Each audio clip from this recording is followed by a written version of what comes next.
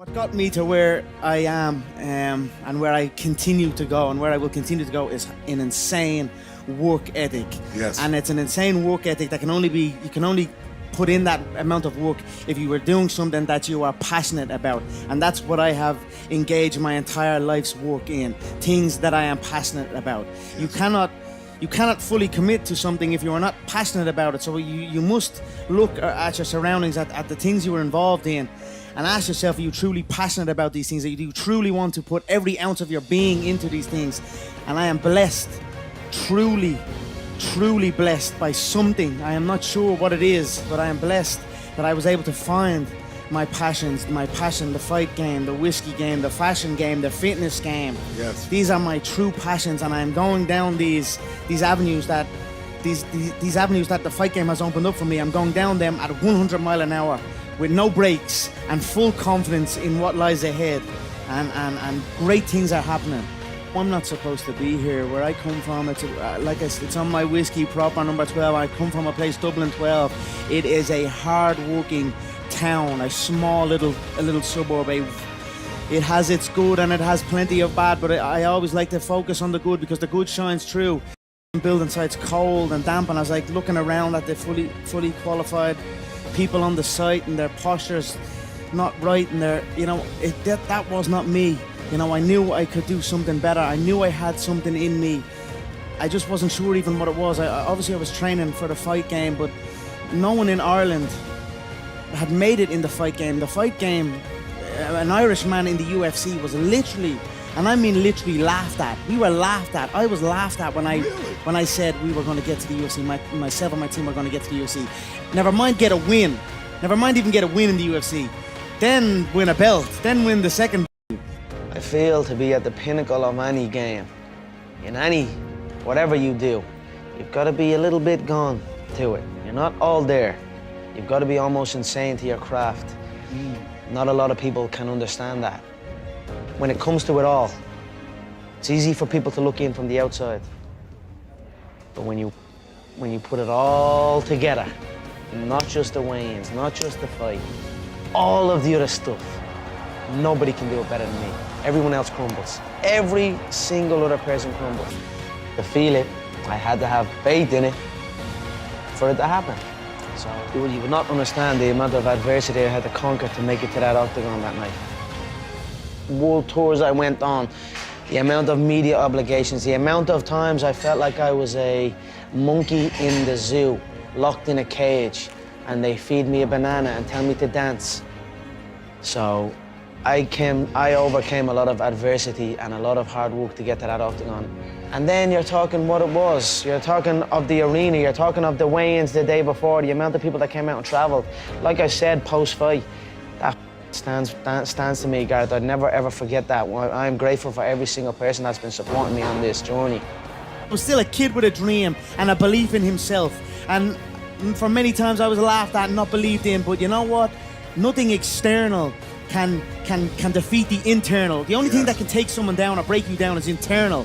Nothing external is strong enough. It's just about making sure your internal dialogue and your internal belief in yourself is strong enough that it can withstand the external. Yes. The external is there. Yes. You've got to accept it. You've got to embrace it. You've got to understand it and be aware of it. But don't let it seep into your internal dialogue. Yeah. And I am, as a 30-year-old man, I don't know it all. I'm up and down and growing with this. I'm trying to continue to learn. It's a daily occurrence. I'm very confident now, and my engine is keep building. As long as I keep on it and try and not slip and keep motivated. I think like if your lack of commitment is almost an insult to the people who believe in you, and that's what I'm trying to tell myself. I said there's people who believe in me, so this is what I'm telling myself right now today. There's people that believe in me, and me having this half commitment, it's not what the fuck I am. It's not what my people. It's not what the people who believe in me deserve. And I want to give back to the people who believe in me and give them that belief, and prove that belief correct. So that's where we're at now, and let's see where it goes. I was not necessarily a tough growing up, but I was a hard worker, and I was you know what? I was smart. That's what I was. So I knew what I needed to do. I needed to learn combat sport. I needed to learn martial arts, gain confidence in surroundings, and then rise up, and that's what I done. I can do what I've been dreaming of doing. giving back to the people who have given so much to me. The real stress and the real fights come from the mortgage, come from the stress of home. A lot of people are getting evicted from their homes around here. So that's something that I've grew up with. That was a big stress in my family. It caused a lot of stress, so I just wanted to give it back and help out and just do that. And just, my mother and father are still young.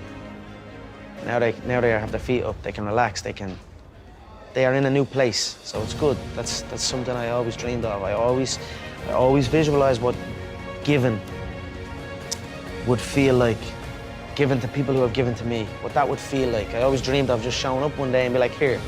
And that would always give me like good feelings. Well, here's the deal. When you have a massive goal, something that's big, you must first make it something that not reaching it is unacceptable. Me not being who God made me to be, me not living my dream was unacceptable for me.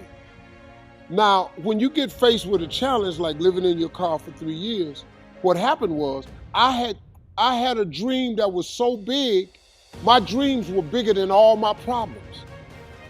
I have failed far more times than I've succeeded. Far more. You will never succeed more than you fail. That's not how it works. You know why? Because failure is a wonderful teacher. It's the only way to learn. You have to fail. Failure is a part of the process to becoming successful. I tell people this all the time. Michael Jordan, the greatest basketball player in the world, he took 946 game-winning shots. 946 times since he was in high school, the ball has been in his hand to take the game-winning shot with no time on the clock. He has only made 146 of those. He has missed over 700 times, but he has made 146. You know what they write about? When you make it. They write about when you make it. The first way to get focus is to find purpose. The way to find purpose is you must identify what it is that you have to be purposeful in. Right when you are struggling with what to do, who you are, what's your next move, you are in an identity crisis. You are struggling with just who you are.